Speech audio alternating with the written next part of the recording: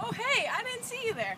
My name's Maria Dieter, and I'm just reading the first book in a 3-book series called The Testing. The Testing is written by Joel Charbonnet, and it's dystopian literature just like The Hunger Games. I was first introduced to this because of my like for The Hunger Games and things that take place after modern-day society, but involve some weird kind of things, like in The Hunger Games, the killing of tributes. So the main character is Sia, and she's a strong female character. She has a strong desire to get selected into the university, but first she must be chosen for the testing. Little does she know the truth about the testing. Her dad was selected, and his thoughts towards the testing are expressed on page 30 when he says, "You should never have been chosen." The words slap me across the face. I try to pull my hand free, but my father holds on tight. His eyes are staring into the darkness, but the expression on his face says he has not seen anything. The glint of fear in his expression makes me forget my hurt. A knot of worry grows in my chest as my father's eyes meet mine. My parents and I dreamed of me being chosen for the testing. Our family was barely surviving. Omaha Colony was one of the largest colonies in the Commonwealth.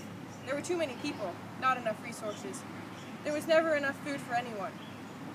We all knew someone who had died from starvation. My parents believed I could help fix that, restore balance to the earth. I wanted them to have the money the government gives testing candidates' families to compensate them for the loss of the student. And I admit the part of me believed my parents. I believed I could help. I wanted to try. Little did Sia or the father know that really the candidates were getting tested, and if they answered wrong, they would die. So a ton of kids died throughout the testing process and in the university. And so the book kind of goes about how she gets through the testing, and then the series keeps growing as she goes to the university, and she has a partner in crime from the same colony named Thomas, so that gives a love aspect, just like The Hunger Games and many of the other books we've grown to love.